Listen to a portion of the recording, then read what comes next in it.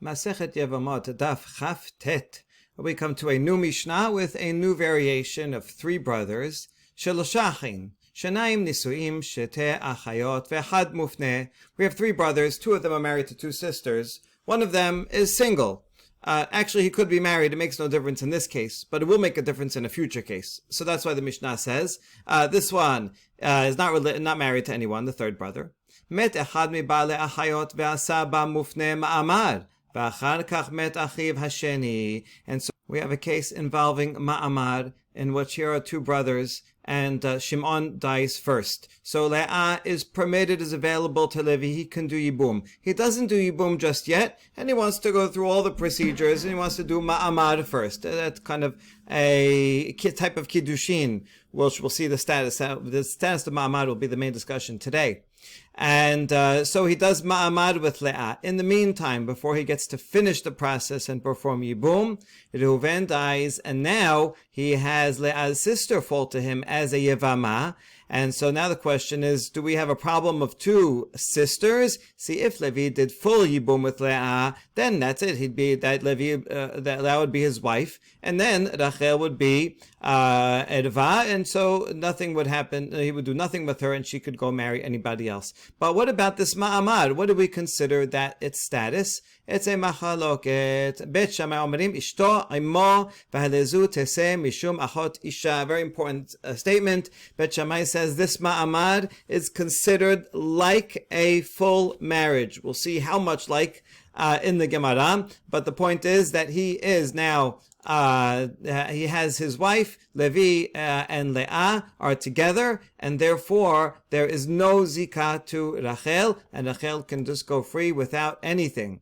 She leaves because she is achot isha, and the achot erva would go free.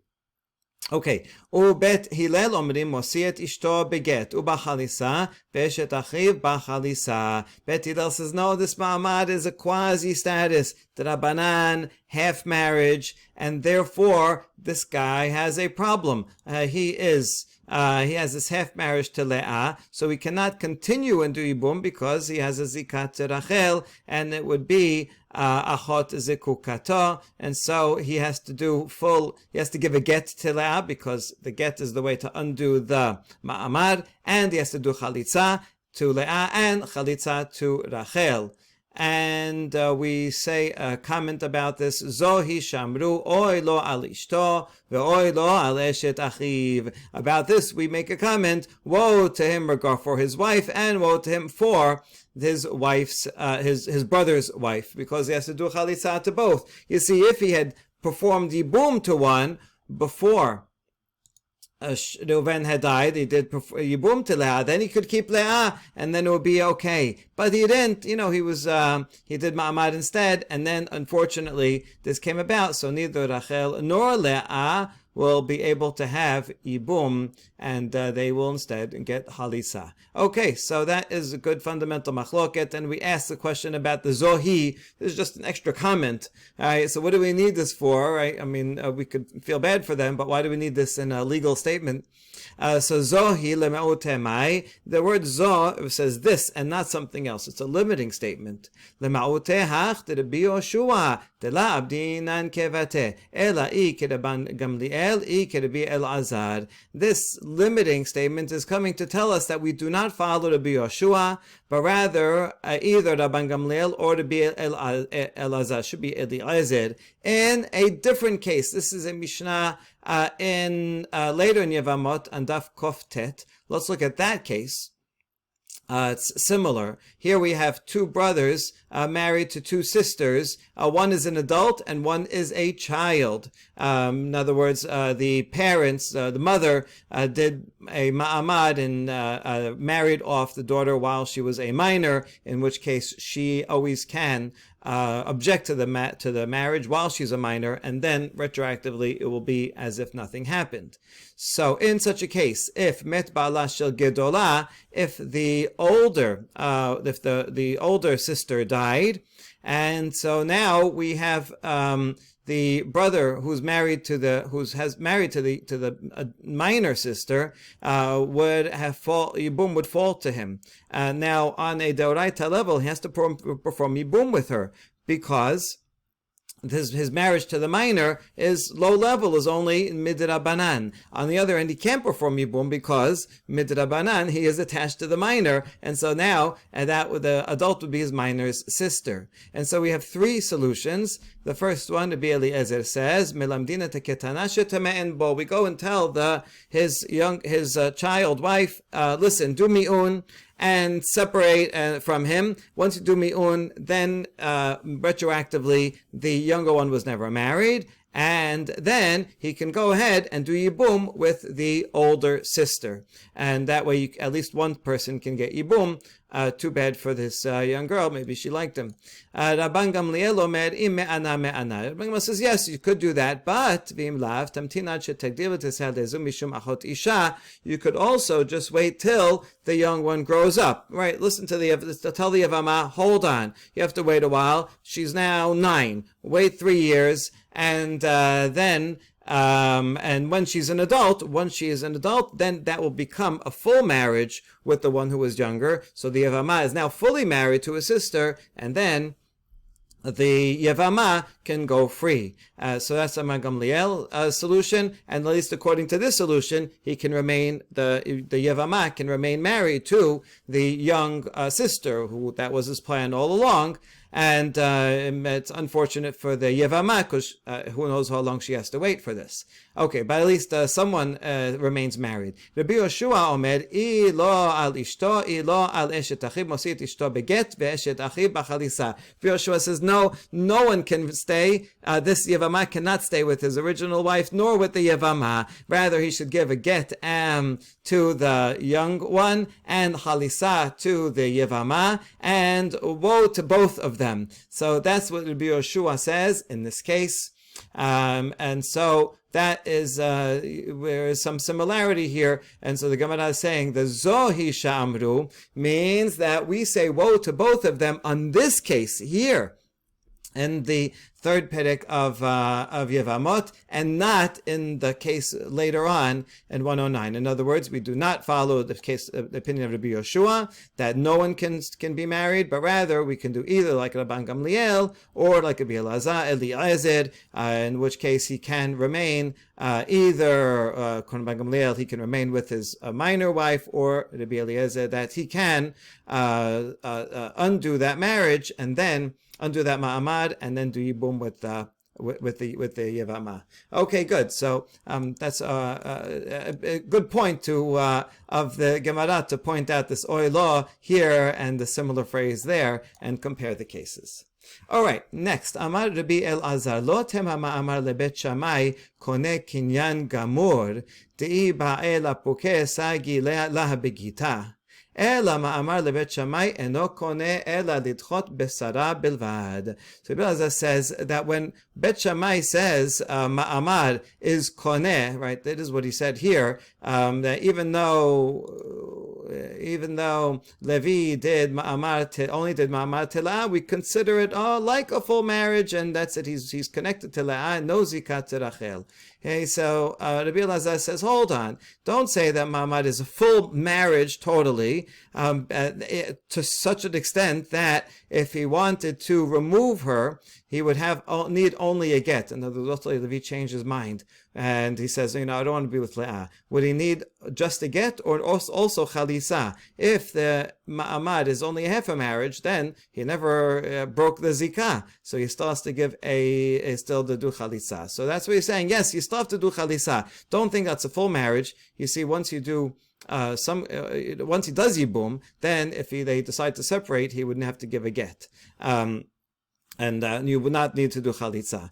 So he's saying that the ma'amad is not a full marriage, such that you would only have to give a get. It's not a full marriage. You still have to do chalitza in order to get out of it. Ela ma'amad lebet Shammai eno koneh ela lidchot besara bilvad. Rather, what he means is that the ma'amad is strong enough that it will connect Levi with Leah to the extent that it would exempt a Sarah. Now, Sarah usually means a co-wife, so if Shimon had a co-wife, she could go and marry. And the same would be true, and she explained it this way, that refers to the sister. So they are connected enough that Rachel, if Reuven should die after the ma'amad, Rachel can go free. But still not a full marriage and would require get and halisa. Okay, so that's Rabbi Elazar's thesis. Amar Rabbi Abin af anana tenena. Rabbi Abin says, I can bring a proof from the first Mishnah in this perek. That we learned. Bet Shammai omrim yekayemu in lechatechila la.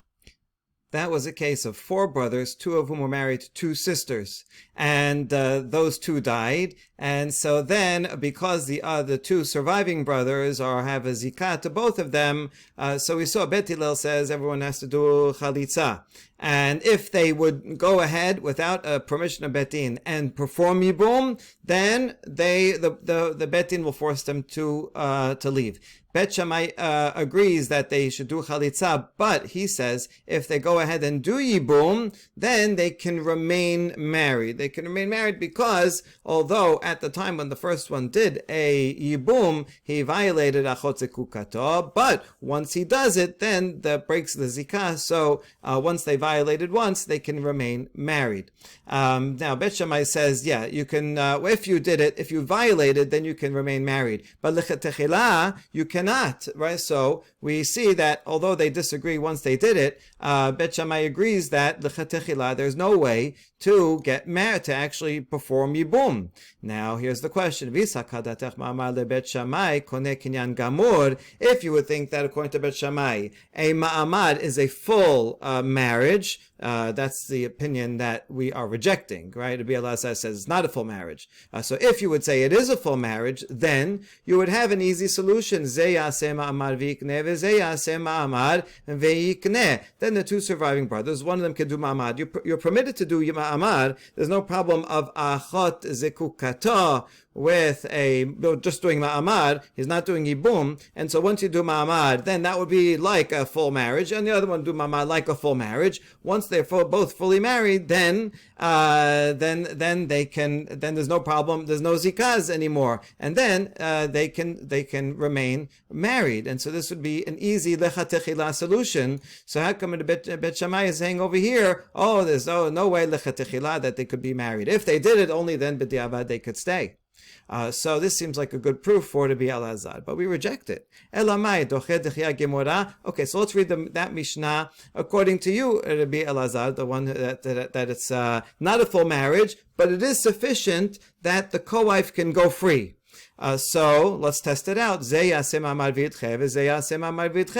thing. There's 4 brothers, 2 married to 2 sisters, and they die. So let one of the surviving brothers do ma'amad. Although it's not a full marriage yet, it's sufficient that the sister has no zikah, and the other brother will do the same thing with the other one, and so they both did ma'amad, and so their sisters both are pushed out and have no zikah anymore, and then they can go ahead and consummate. And so actually there's no proof for this either way from that Mishnah.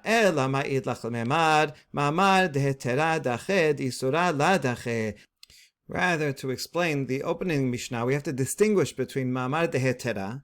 That means a ma'amad that you would be able to consummate, perform yibum, and continue, versus a ma'amad d'isura, where you could do ma'amad, but because of other considerations, you would not be able to continue and perform yibum afterwards. That's the isura. So in the case of 4 brothers, Bet Shammai explains that would say that there is no way to do it in a proper way because there are 4 brothers and there's only ma'amad d'isura.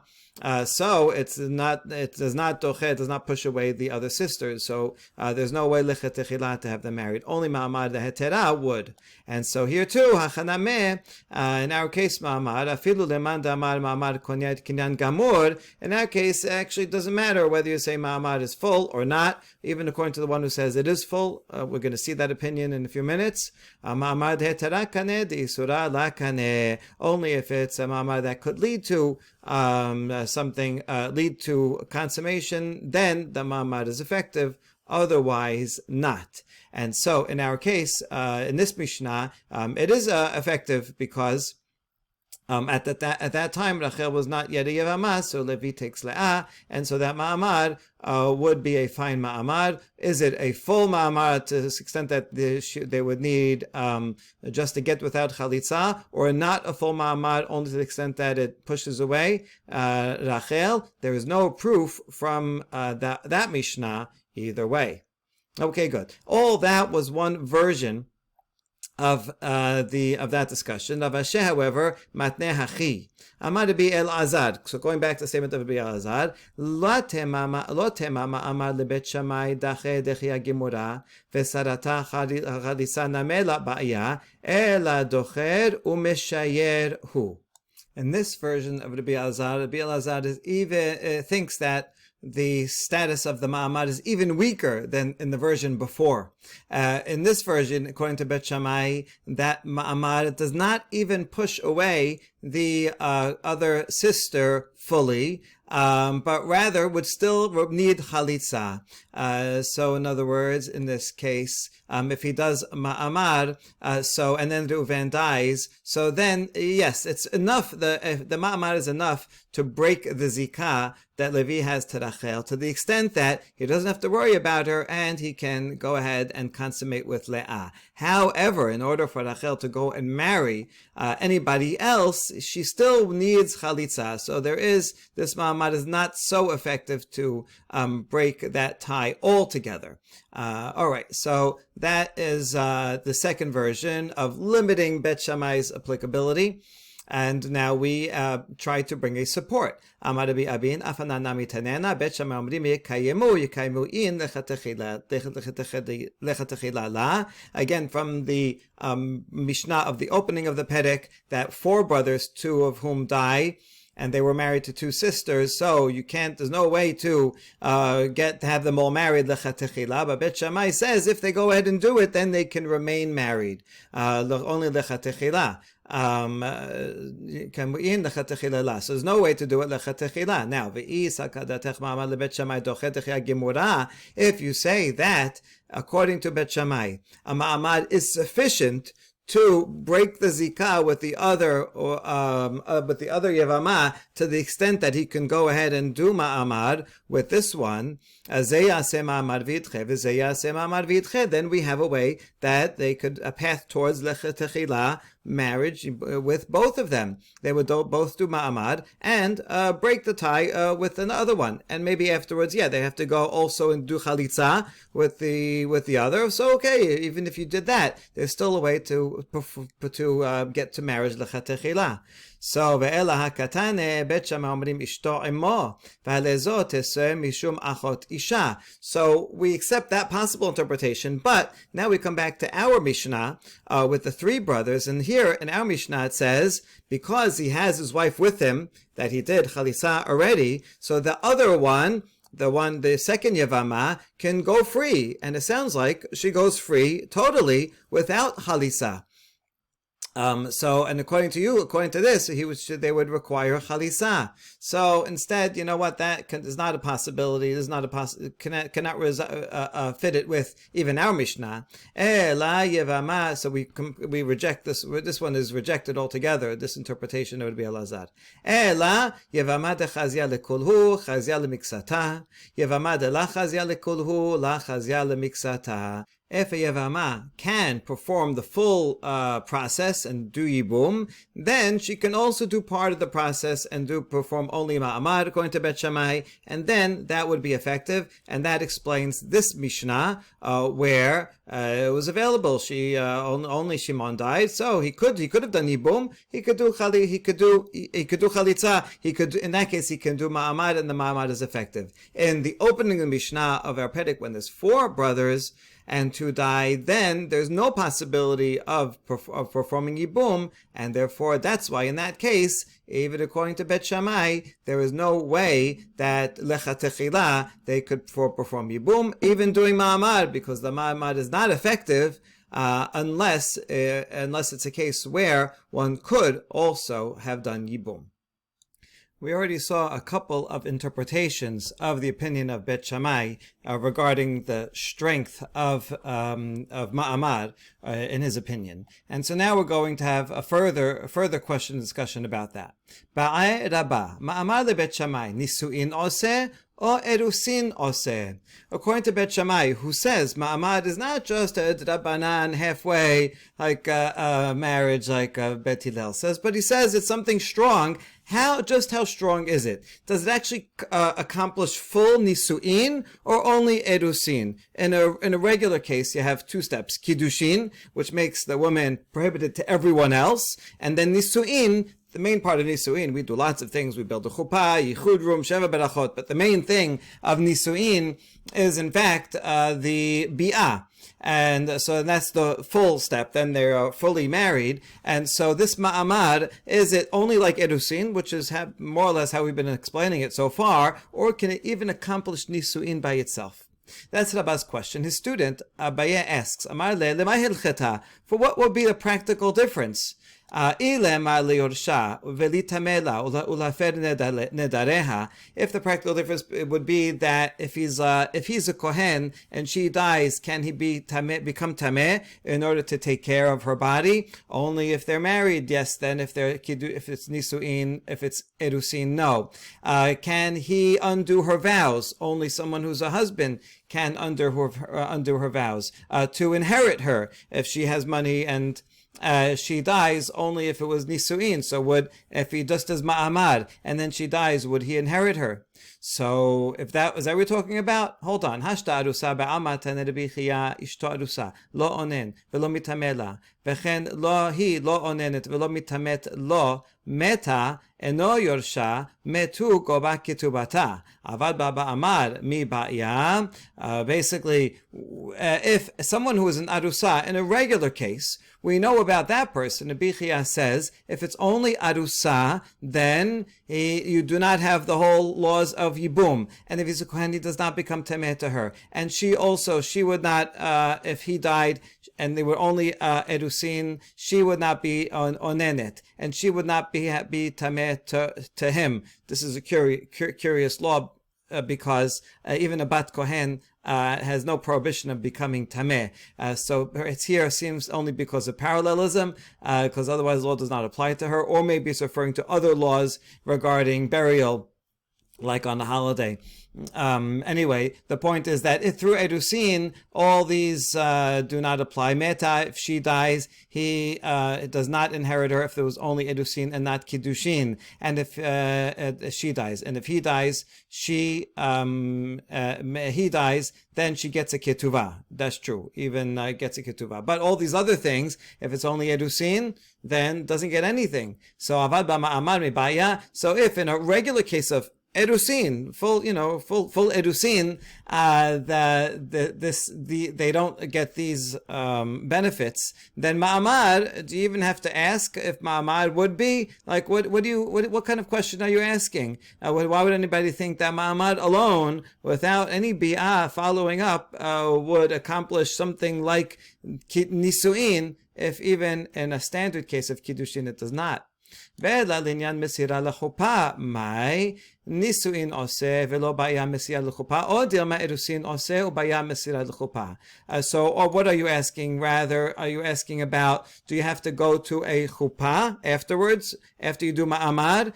Does the ma'amad include nisuin, and then you don't have to go ahead and perform chuppah, or it only has erusin and you still have to perform chuppah, right? Is that what you're asking about? Abaya continues his line of thinking. Some manuscripts don't have amar le, and he says, what I just said also would not be a necessary question. Hashta la bad ma'amar ketiv yevamah yavo aleha bal korcha avad ba ma'amar mi ba'ya. When we said chuppah or not chuppah, the main point was that do you have to get permission from her? So if you don't do ma'amad in a regular standard case, we already saw this law that yevamah yavo aleha bal korcha, that the yavam can take the yevamah even without her consent. If he does, not a very nice thing to do, but the yibum does take effect. So if that's true in a standard case, then if he does ma'amad, it should be all the more so. If you do ma'amad, now they're more connected, and she already presumably gave her consent to that, so all the more so, the next bi'ah that they have, which will consummate, can also be even against her will. And so are you asking whether you need chupah, meaning do you need her agreement to consummate the marriage? Is that what you're asking? For sure you would not, because if you don't without ma'amad, then surely you would not need without ma'amad. So what exactly is your question, my teacher Rabbah? And he explains, Amar le shani omer kol ha'oseh ma'amad bimto parcha mimenu zikat yevamin vechala aleh zikat erusin. My Abba says, actually, I don't think that's a kavachomer, what you just said, because I think that anytime you do ma'amad, the zikah goes away. And so now, instead of having to perform yibum, you're replacing the yibum process, which you're right, if it was that, it could be against her will, but you're replacing it with a regular marriage process, and now you did kiddushin, but you would have to continue with nisuin, and so now, right, the zikav Yevamin is gone, and now you have zikav Erusin. And so that was my very question. Now that it's replaced, my question is: is the ma'amad only kiddushin and that's it?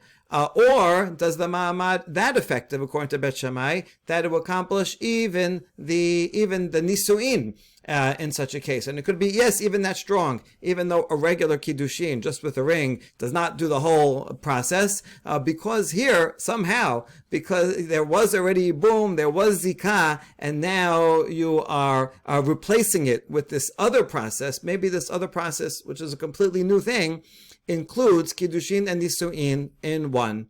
That is the question. And we try to answer to say, yes, it could be so powerful. Tashema. שומרת יבם בן יבם אחד בין שני יבמים. רבי אליעזר אומר יפר. רבי יהושע אומר לאחד ולא לשניים. רבי עקיבא אומר לא לאחד ולא לשניים. We have a Mishnah in Nedarim that says a woman who is a Yevamah, she's waiting for her Yavam to come and do whatever he's going to do. Or it doesn't matter whether there's only one Yavam or two brothers that can do Yibum. During that time period, Rabbi Eliezer says that any one of those brothers can undo her vows. In other words, this zikah is as if they're married, to the extent that, just like a husband can undo the vows of his wife, so too they can, these brothers, the Yevamin, can. That's the opinion of Rabbi Eliezer. Rabbi Yoshua says, no, only if there's one brother who's a Yavam, then he can, because he has a full zikah, and so he is like a husband. If there's two, then one of them for sure is not going to be her husband, and so you can't have two husbands, and you can't have two people undoing her vow. So it only works with one. Rabbi Akiva says, lo lechad, not for one, not for two. This is not a marriage. It's only a zikah, and they don't have the law of a husband, and no one can undo her, neither can undo her vow. Nobody can. Okay, Vavinan Ba. We discussed that Mishnah. We said, Bishlama Rabbi Akiva Sabar, en zikah filu le'achad. Rabbi Akiva makes sense. He says there's no zikah, not for one, meaning he has an obligation, he has a responsibility, but that's not considered like he's married to her, like he has the rights of a husband. Rabbi Yoshua lechad yesh zikah, le'treh en zikah. Rabbi Yoshua, also we understand, if there's only one brother, then there is zikah. If there's two brothers, then you can't say that both are like a husband. That's impossible. Ela Rabbi Eliezer, nehinami dekasabar yesh zikah. We understand if one, they could say zikah. But if there's two brothers, how can two brothers have a zikah? So why would you say that both are permitted to undo the vows? V'amar bi ami hacha b'mayaskinan kegon da'avad ba ma'amar u'bet shamahi da'amar ma'amar koneh kinyan gamor. Rabbi Ameh, in order to explain Rabbi Eliezer, says that it must be a case where one of the available brothers performed ma'amar. and it's following Bet Shammai, and Bet Shammai says a ma'amad is a full kinyan. This, by the way, is the third interpretation. Up above, we saw the interpretations that said Bet Shammai, even according to Bet Shammai, it's not a full ma'amad. You still need to do something else. But here the Bi'ameh says it's a full kinyan. Ma'amad is a full kinyan, and therefore, since one of the brothers did ma'amad, that's why he can undo the vow. Now, we're going to use this as a proof. If you answer the question, Rabbah's original question, and say that ma'amad does nisu'in, then it makes sense. If it's nisu'in, he's a full husband, he has the rights of a husband and can undo her vows.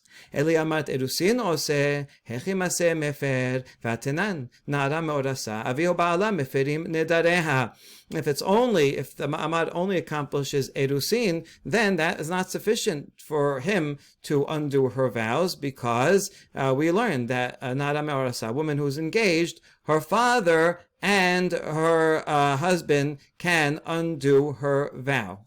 This means that the father and the husband must do so together. The husband who's only of a nara me'orasa, because she's only me'oreset, only kiddushin, he cannot alone undo her vows. And so therefore, in this case that we were discussing before from Nedarim, where these Tanaim Rabbi Eliezer says you could do ma'amad, and that would be a full kinyan, and he can undo her vows. Well, that would only make sense if you treat ma'amad as nisu'in. It would not make sense if you treat it as erusin, because erusin, the husband does not have sufficient power to undo his wife's vows. And this is a proof, an answer to the question of Rabbah, that yes, ma'amad is like full nisu'in. However, we reject it. Amar of Nachman bar Yitzchak, my mefer beshutafut. Nachman says, when we said undo the vows in that Mishnah, in Nedarim, we didn't mean that he alone, the husband alone, can do it, but rather he can do it together with, in partnership with the father, that they both agree to it. Then, yes, it's possible. And so, therefore, there is no proof from that Mishnah. That Mishnah may be referring to simply a case where he does ma'amad, and the ma'amad is only like edusin, and that's sufficient for him to undo it, but only with the father's permission as well. Okay, Urbi Elazar. De'amar ma'amar lebet Shammai eno koneh eda lidchot l'sara bilbad amai mefer beshutafut. Okay, now let's apply what we just learned to the opinion of Rabbi Elazar all the way above, who said that according to Bet Shammai, ma'amar does not make a full transaction, is not a full kiddushin, but rather is only sufficient to push off, to break the zikah with a co-wife or with a sister who becomes Yevamot afterwards. But that's it. But it doesn't do any more than that. It does not affect even a full kiddushin. And if so, amai mefer b'shutafut, and how come in that Mishnah in Nedarim, it's sufficient for the to allow the husband to undo the vows, even together with the father, right? If there's not even kiddushin, then it should be even less than that. Amar lach Rabbi Elazar, emar damri ana eno koneh ela lidchot asara bilvad, delo sagila b'gita, ela ba'e nameh halisa, lafin nedareha mi amrinan. So Rabbi Elazar can answer simply to that, yes, I did say that it's not a full kinyan, but rather it's sufficient only so that the co-wife or sister there would be no zikah to that person, and it would also mean that it's not enough to break the ma'amad to have a get, but you'd also need chalisa, right? It does not transform the original yibum into now a regular process. You would need a get and chalisa to get out of it. I did say all that, but I didn't say it's so weak that it does not even apply, it doesn't have any effect on his ability to undo her vows. For that, yes, it is like a kiddushin sufficient that he would be like any other husband of an arusa who, in conjunction with her father, can undo the vows, and therefore Rabbi Elazar says, yes, I can explain that Mishnah according to my interpretation of Bet Shammai. Or an alternative explanation, Mar Lach Rabbi Elazar, explanation for Rabbi Elazar, right? Again, the question was, according to Rabbi Elazar, who says that for Bet Shammai, a ma'amad is an inferior kiddushin.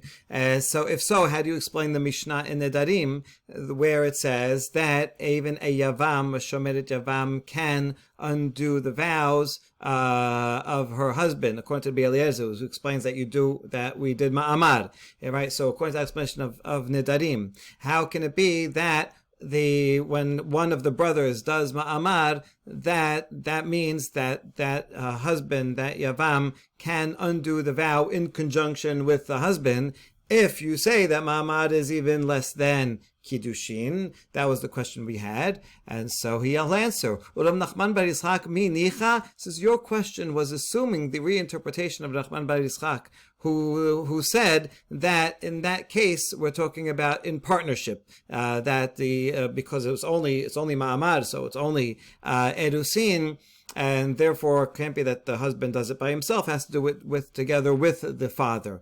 But it doesn't say that. Mikatani yaferu, yafer katani. It doesn't say it in plural. It says singular. And so therefore the simple reading of that Mishnah is that when there are two brothers, one does ma'amad, he alone can undo the vows. So, and now how could that be? Therefore that must be a case where she came to the court. What happened is he did this ma'amar, but he was waiting a long time to go ahead and complete the yibum, and she takes him to court because now she's stuck. She's an aguna. She's can't be with anybody else. And the Bet Din said, listen, you, Yavam, the one who did ma'amar, you have to supply her with sustenance, just like a husband would have to do, provide food, shelter, clothing. So you have to provide all of this now, and you can't leave her hanging like this. She can't marry anybody else. She has no husband, so you have to provide for her. So it's talking about a case like that. Now, in a case like that, what is the law? How does that relate to undoing vows? Who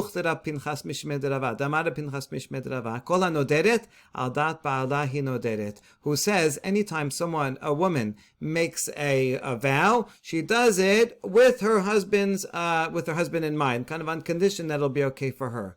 When is that true? Even if there's no nisu'in, as long as he is providing for her, that is sufficient to give him that right. In other words, the husband's right to undo vows is not related to the strength of their connection, whether it's a little less than kiddushin or more than that or full nisu'in. If it's full nisu'in, for sure, yes, but you don't need the full nisu'in. The main part is that usually once you have nisu'in, then the husband has to provide for her. But if the court forces him to provide for her even before that, then that's the same thing. The point is he's providing for her, and therefore any vow that she makes can have an effect on the household finances. And so he has a right to say, she made this decision and this is not good. So that gives him the right to undo her vow. And therefore, in this case, actually, his right to undo the vow is not because of the erusin alone. And even according to me, why I say erusin is even a weaker form of kiddushin.